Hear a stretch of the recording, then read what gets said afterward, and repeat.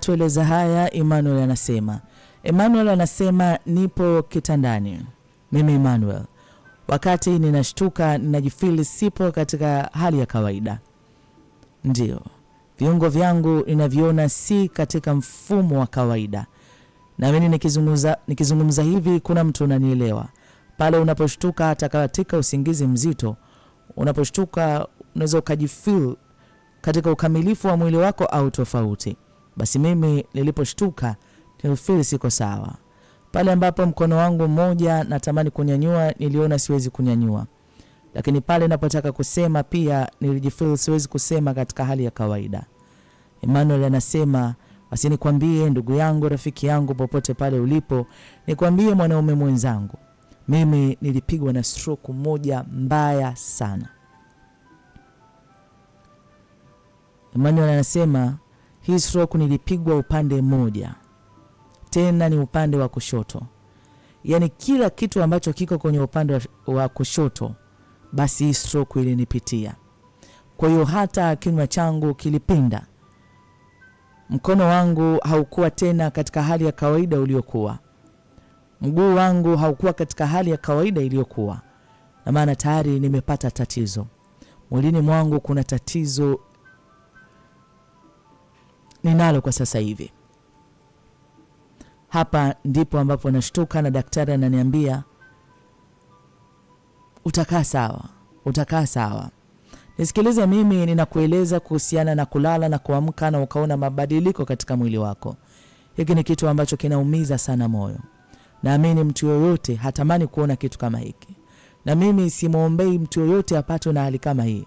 Yaani leo udondoke alafu baadaye wewe uliyekuwa na afya njema unaweza ukafanya movement zako za hapa na pale, alafu leo unajikuta huwezi kuwa na uwezo kama ule wa zamani. Ni kitu ambacho kinaumiza sana. Daktari akati ananitia moyo, mimi niko katika hali ya kuchanganyikiwa. Ni nini hasa kimepelekea mpaka nipate tatizo hili? Uchunguzi wa daktari unaonyesha mimi nimekuwa ni mtu ambaye nina msongo wa mawazo usio kwa kawaida. Pressure yangu imekuwa haiko normal. Na maelezo mengi ambayo daktari alinieleza na akaniambia kwa sababu nipo katika matibabu nitarejea sawa. Akiniambia watu ambao waga wanapata hali kama hii haimaanishi kwamba utakaa hivyo siku zote, utarejea katika hali ya kawaida. Nani alinileta hapa hospitali? Naelezwa mke wangu alinileta hapa hospitali.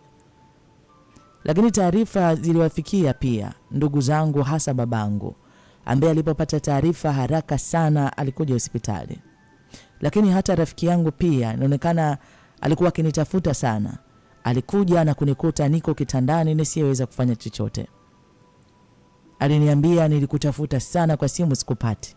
Ilibidi nifunge safari nije mpaka nyumbani kwako. Mke wako bwana sio mtu mzuri. Mimi nimepiga simu na ninampigia mpaka na yeye simu hapokei. Ni kitu gani hiki anafanya? Lakini hapa nilikuwa nipo kitandani nisiyeweza kufanya chochote. Anatueleza haya ndugu yetu mpendo wetu anaitwa Emmanuel katika siku njema ya leo. Emmanuel anasema sina kazi sasa hivi kwa sababu kuna mambo ambayo yanaendelea kule ofisini ya kiuchunguzi. Atakapokamilika ndipo nitarejea kazini. Siko sawa. Kiukweli sijawa sawa. Unajua nazungumza kuna mwanaume ananielewa. Unaweza ukawa unapitia changamoto fulani katika ndoa. Lakini kuna kitu unakifanya kinakupa kipato chako wewe mwenyewe. Lakini vipi leo huna kipato? Kama tu ulikuwa na kipato na kuna mtu anakusababishia maumivu, vipi leo huna kipato? Chochote anachokizungumza hakina thamani, hakina nguvu. Vipi tena leo niko katika hali kama hii? Nilijionea huruma mwenyewe. Lakini daktari aliniambia utakaa sawa. Sentensi ambayo alirejea mara kwa mara, nitakaa sawa. Mimi ni baba wa familia. Japo hatujabarikiwa kupata mtoto na mke wangu, lakini mimi ni kichwa cha familia. Na mimi nipo katika hali ya ugonjwa. Naamini kwamba kwa hali ya kibinadamu ya kawaida mwenzako anapopatwa na maradhi tena kama hivi, unaweza ukaweka hata mtu, ukasimamisha biashara kwa muda, basi ili kumwangalia mwenzako anaendeleaje. Napozungumza haya moyo wangu unaugua, kwa sababu mke wangu hakuweza kusitisha vyote ambavyo anavifanya. Lakini zaidi sana nasikia uchungu ndani ya moyo, kwa sababu mke wangu alikuwa amekwisha kukata tiketi, anatakiwa kusafiri na kwenda kuchukua mzigo, na mimi niko hospitali. Emmanuel anasema huyu mwanamke alisema, siwezi kugailisha hii safari kwa sababu ni muhimu sana. Yaani ni muhimu kuliko safari nyingi. Kwa hiyo itampasa aondoke, na kati mimi niko hospitali nimepigwa na stroke. Kuna mtu mmoja anazungumza hapa, unaweza ukaona nielewe kitu nasema. Mtu ukiwa katika hali kama hii unahitaji support. Unahitaji kuona yule mtu unayempenda yuko karibu na wewe.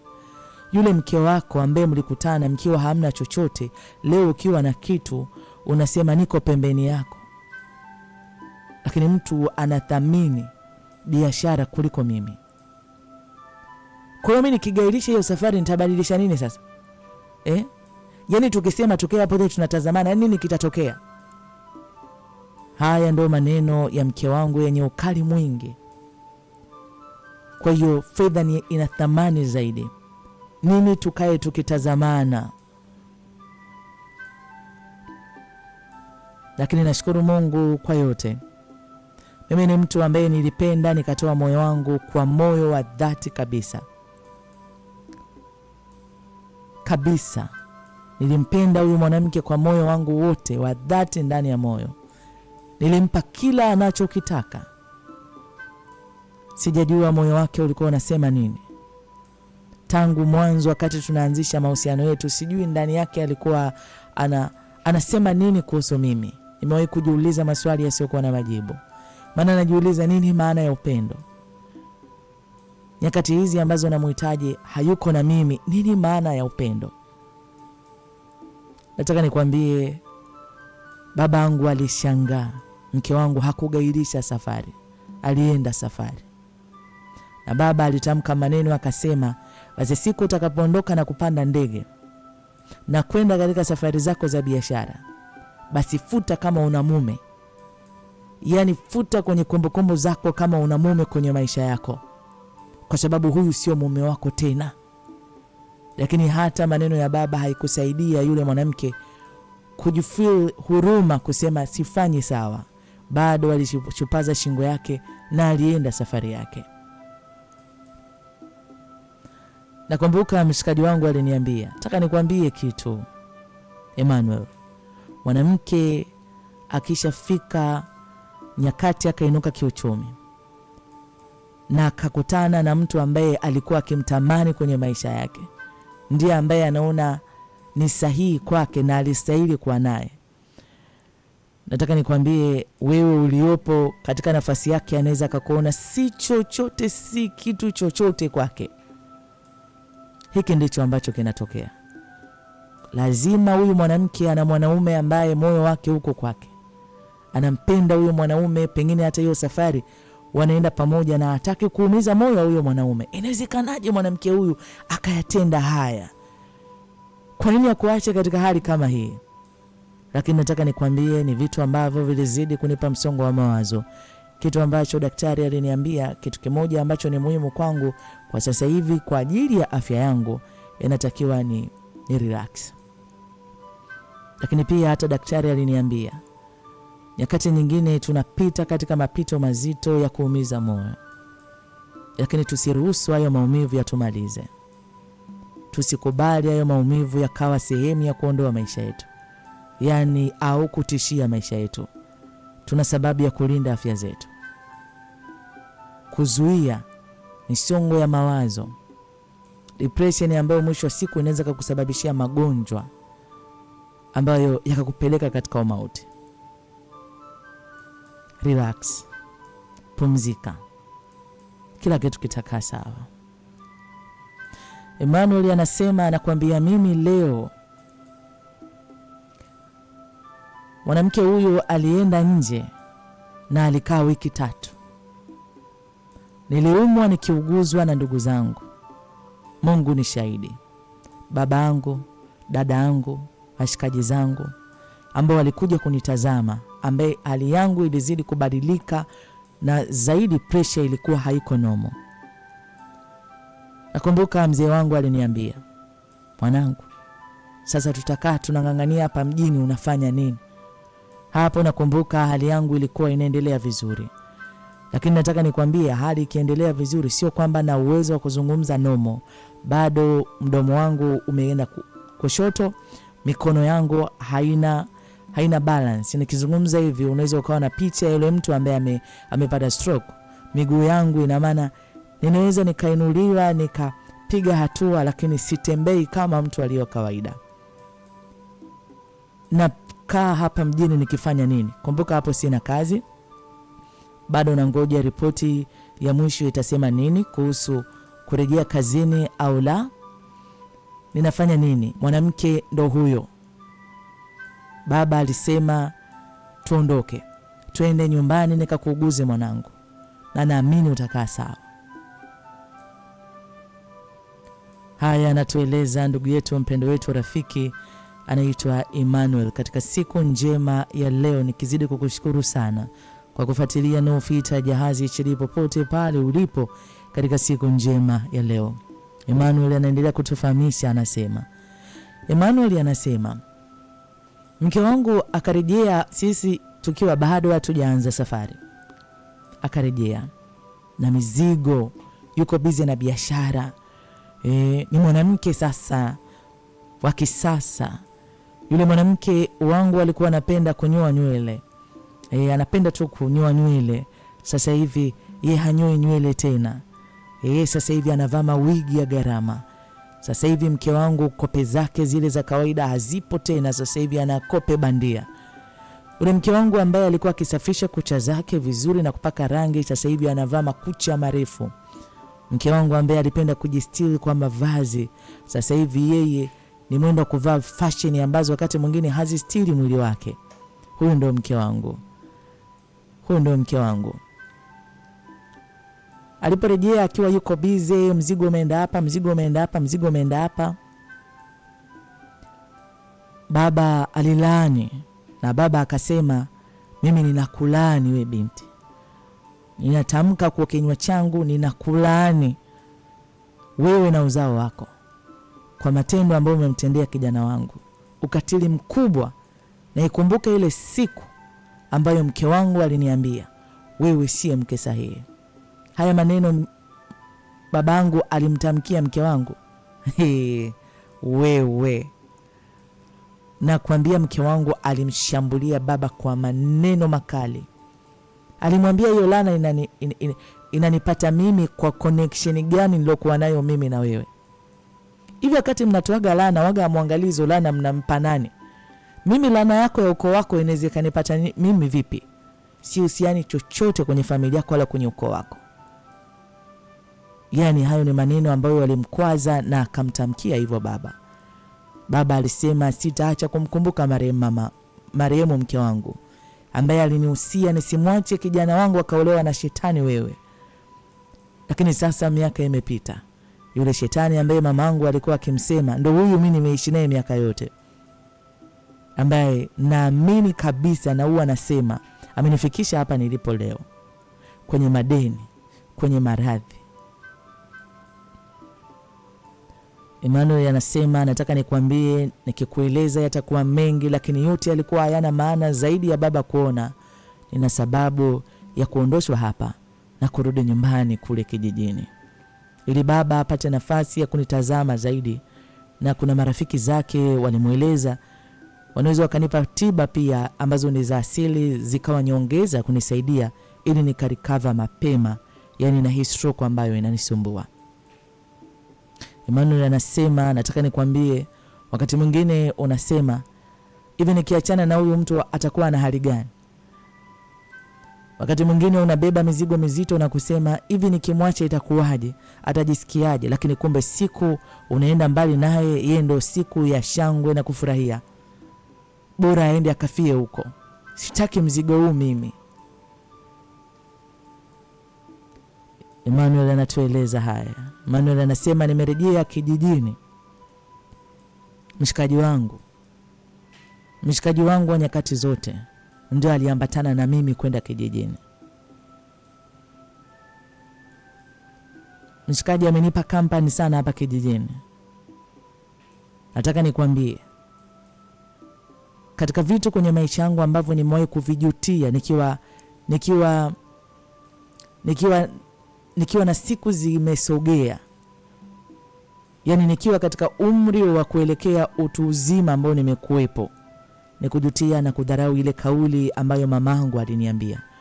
Mamangu alinitamkia akaniambia, ukimwoa mwanamke huyu maisha yako yatakuwa ni kama jehanamu hapa duniani. Lakini huyu mwanamke amenipitisha, ni kweli sioni thamani ya kuishi hapa duniani.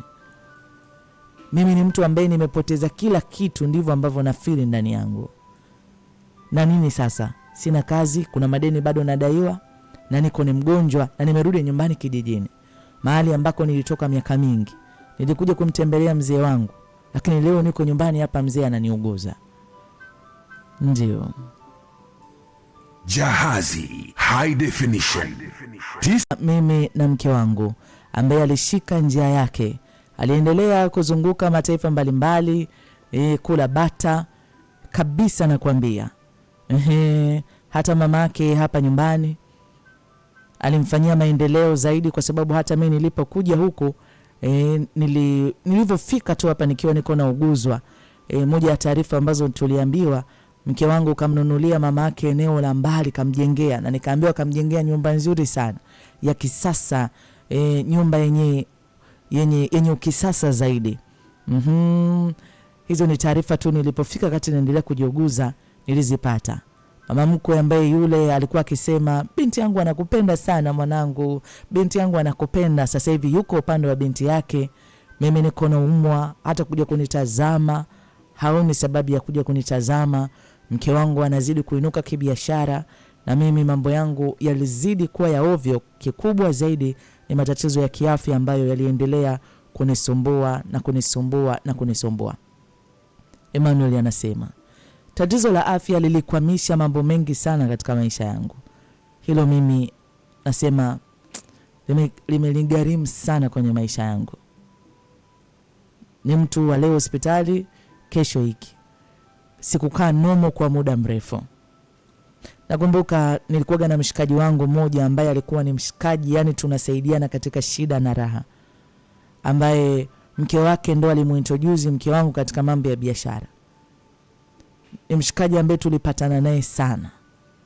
Lakini nikiwa niko huku nyumbani naendelea kujiuguza, nikitegemea hata support kwa namna moja ama nyingine kutoka kwa mshikaji wangu, ndio kwanza hata alikuwa apokea simu zangu, kuna muda yani hata message ajibu. Lakini mshikaji wangu huyu ambaye ana maisha ya kawaida, ambaye kwangu ninambeba kama ndugu yangu, kwa sasa hivi nikizungumza ni ndugu yangu, alifuatilia na akaniambia, anataka nikwambie dunia ina mambo mengi sana, wanakuambia kikulacho kiko ngoni mwako. Hii ina maana kubwa sana mshikaji wangu. Maneno ambayo aliniambia mshikaji wangu, akiniambia mke wako mtu wa ovyo sana. Kwa nini? Akaniambia hivi, unajua mke wako anapenda hela mpaka alitoka na mshikaji, yani katika namna ya kutaka kubustiwa kwenye mambo ya biashara. Sasa na mshikaji wangu ni mtu mwenye mambo mengi, ana uchumi, Mungu kambariki.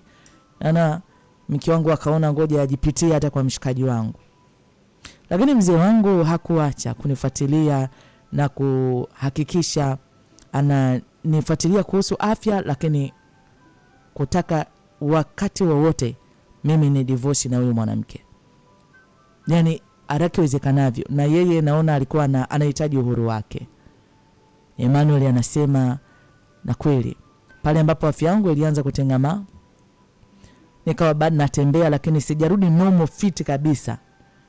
Lakini nilifuatilia hayo, na mimi nimekuja kufuatilia mambo ya talaka. Ni miaka 2 hivi na nusu imepita hapo tukiwa tumeshatengana na mke wangu. Kwa nyakati hizo zote Mungu alinisaidia nikapata talaka na nikamwacha huru na maisha yake.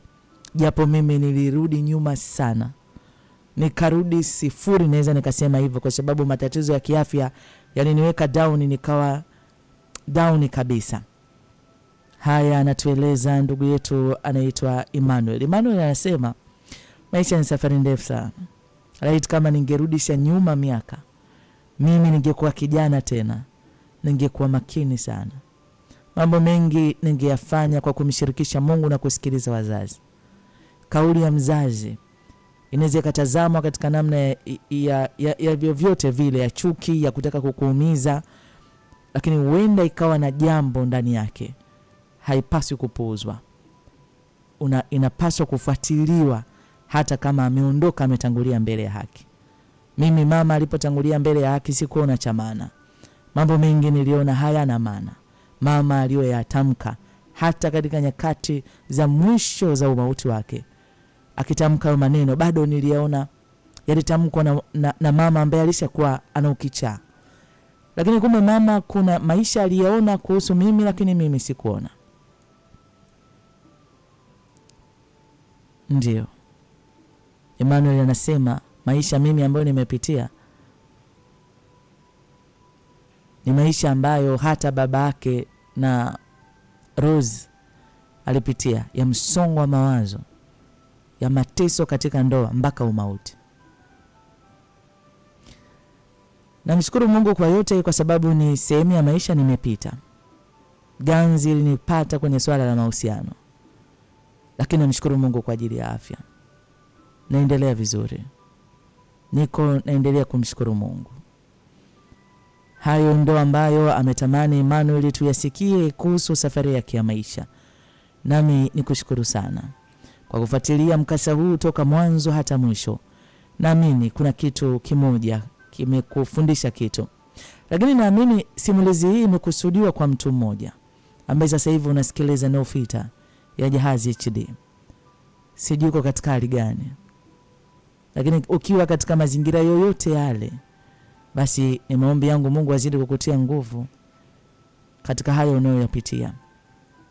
Lakini sijatamani kukamilisha hivi hivi. Unajua kwenye No Filter tunaposhia nawe, watu wanapotuletea mikasa hii, kuna wengine wanatamani sauti zao zisikike. Kuna wengine hawako tayari sauti zao zisikike kwa sababu zao binafsi ambazo na sisi tunaziheshimu. Kuna yule ambaye haoni shida hata siku moja kaja hapa studio za Clouds tukamuona, tukapiga picha, tukaziposti kwenye social media. Mwingine haoni shida, lakini mwingine anasema hapana, natamani ujumbe huu ufike kwa jamii na ukaponye mioyo ya watu. Huyu ni Emmanuel ambaye yeye amesema naomba ujumbe huu ufike kwa jamii, hata kama sauti yangu haitasikika, hata kama picha yangu haitaonekana, lakini ujumbe wangu ufike kwa mwanaume mmoja, aisikie safari yangu ya maisha, ajifunze kupitia mimi. Ndio. Lakini tulipata nafasi ya kuzungumza na moja kati ya mtumishi wa Mungu. Ndio. Nikipata muda hapa, tutamsikiliza pia na mwanasaikolojia. Alizungumza kuhusiana na hiki ambacho amekipitia ndugu yetu anaitwa Emmanuel. Kwa dakika chache tumsikilize. Ni mtumishi wa Mungu anaitwa Lea Amos. Kupitia hii simulizi nataka nizungumze mambo mawili matatu. Jambo la kwanza ambalo nataka nizungumzie ni vijana ambao wamekaribia kuingia kwenye mahusiano ya ndoa. Nikianzia hapo, ninapenda kuwaasa vijana. Kupitia hii simulizi ya Emmanuel utagundua mama yake aliona. Unajua wao wanasema ukiona nyani ni mzee, uwe na uhakika ana experience kubwa ya kukwepa mishale kuliko nyani kijana. Mmoja ya kitu ambacho vijana wengi wanakosea au wanashindwa kuelewa, hawajui kwamba sisi wazazi wao tumeona mengi kabla yao.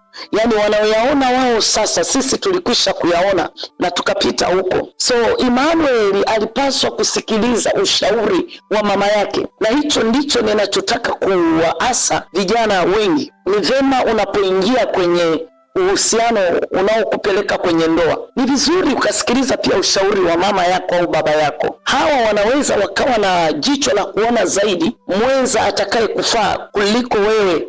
So vijana wengi wanakuwa na ile tu emotion, misisimko, hivyo wanaondoka na misisimko, lakini ndoa ni zaidi ya kusisimka. Ndoa ni zaidi ya physical appearance. Ndoa ni maisha. Yani tunapozungumza kuhusu ndoa, tunazungumzia maisha, tunazungumzia hatima, tunazungumzia ujenzi wa misingi ya vizazi vinavyokuja baada yenu. Kwa hiyo Emmanuel, kosa la kwanza ambalo alilifanya, ambalo unaliona kupitia hii simulizi, ni yeye kukataa ushauri wa mama yake. Yes, huyu ni mtumishi wa Mungu anaitwa Lea Amos, lakini pia katika mengi ambayo ameweza kuyazungumza zaidi ya hiki ambacho umemsikia, pia tulizungumza naye. Ametoa ushauri kwa wanaume wote. Mwanaume popote pale unatusikiliza sasa hivi kwenye Nofita Jahazi HD, natamani usikie ujumbe huu. Kwa wanaume ni vizuri muwe na utulivu sana kwenye hili eneo, ili kujiridhisha kama huyo mtu anakupenda wewe ama ni mazingira yanamlazimisha kuja kwako. Wakati mwingine kuna watu wanakuja kwenu ni kwa sababu tu ya ugumu wa mazingira, lakini hawana upendo ndani yao. Hiki ndicho unachokiona kwa huyu mpendwa wetu Rose. Hakuwahi kumpenda huyu mwanaume, alikwenda kwa sababu tu ya mazingira fulani. Ina maana hata mwanzo wa mahusiano yao aliishi kwa kupretend. Unajua, huwa tunasema fanikiwa tuijue tabia yako. Yani ukitaka kujua tabia ya mtu ni pale amekwisha kustawi, amefanikiwa. Pale ndio unaweza ukamjua mtu halisi. Wakati mtu hajafanikiwa anaweza kuishi maisha ya maigizo, lakini mtu anapofanikiwa sasa anaweza kuishi maisha yake halisi. Anaweza kuishi vile alivyo ndani akajifunua nje. Sasa wanaume, kuna kitu cha kujifunza hapo. Jambo la kwanza, angalia kama kweli huyo mtu anakupenda, unayetaka kumuoa au unayeingia naye kwenye ndoa. Lakini sasa jambo la pili, ikitokea kwa bahati mbaya umeingia kwenye mahusiano ya namna hii, sasa hapo ndipo nataka kutoa ushauri kidogo. Na kabla nitoe ushauri, nianze kwa kusema mimi si muumini wa kuvunjika kwa ndoa, si muumini wa mambo ya taraka hata kidogo. Kwa sababu kwanza Mungu anachukia kuachana. Sisi wa Kristo Mungu anachukia kuachana. Vitabu vyetu au kitabu chetu cha Biblia kinatuzuia kuachana. Lakini sio hivyo tu, kuachana huwa kuna madhara makubwa sana kwa wanandoa. Kuna madhara kwa watoto, kuna madhara hata kwa wao wenyewe wahusika, na hata kwa jamii inayowazunguka. Lakini pamoja na hayo yote, ikifika mahali ndoa inahatarisha uhai wako, yani unaona sasa chochote kinaweza kutokea kwenye uhai wangu na chanzo ni hii ndoa ambayo niko nayo, nafikiri ni vizuri kutoka nje ya hilo box la ndoa na ukafikiri upya kwa namna nyingine. Hata kama Mungu anachukia kuachana, naamini Mungu anachukia zaidi kufa kwa ajili ya mahusiano. Mimi naamini hivyo. Yes, nizidi kukushukuru sana kwa kuendelea kusikia Nofita Jahazi HD hapa Clouds FM. Menimalizie kwa dakika chache hizi pia akiwa nakamilisha hapa mtumishi wa Mungu Lea Amos akiwa anazungumza kwa wale wanawake wote. Kuna mwanamke hapo sasa hivi unanisikiliza, kuna support ambayo mume wako amekupa. Inawezekana ni kwa upande wa elimu, inawezekana ni kwa upande wa mtaji, lakini kuna support umepata kutoka kwa mume wako na sasa maisha yako yamebadilika. Wewe sio yule wa zamani. Kuna level sasa hivi upo. Kuna ujumbe wako hapa. Wanawake, tukumbuke wema ambao waume zetu wametutendea, hasa pale tunapoinuka kiuchumi. Isiwe sababu ya kumdharau mume wako, isiwe sababu ya kumwona mume wako si chochote si lolote, isiwe sababu ya kuona wako wanaume bora kuliko mume wako. Mume wako atabaki kuwa mtu bora kwako kuliko mtu yeyote. Na wakati mwingine, unajua, wanaume hawa wa nje wanaweza wakakudanganya kwa sababu wanajua upo kwenye marriage, upo kwenye ndoa yako, lakini siku hiyo ndoa itavunjika kabisa na wao wanaweza kukaa pembeni. Hakuna mwanaume atamwamini mwanamke ambaye alimsaliti mume wake baada ya kuinuka, kwa sababu anajua ipo siku na yeye utamsaliti. Kwa hiyo hakuna mwanaume ambaye anaweza kuwa na mwanamke wa namna hiyo. Kwa hiyo usidanganyike, unapoinuka kiuchumi, bado endelea kuheshimu mume wako na bado endelea kumsupport mume wako. Msupport, kwa sababu mnajenga familia moja, mnajenga ufalme mmoja. Ninyi ni kitu kimoja. Kwa Mungu anapokuinua wewe, Mungu anapoinua uchumi wako, Mungu anapokupa fedha, endelea kushikamana na mume wako, endelea kunyenyekea kwa mume wako, na muendelee kujenga familia yenu, muendelee kujenga vizazi vyenu vitakavyokuja baada yenu. Kwa hiyo wanawake, ninawasihi sana, fedha inapokuja kwako, umaarufu unapokuja kwako, au Mungu anapokupa nafasi yoyote ya kuinuka, basi usibadilike, bado endelea kushikamana na huyo mume wako,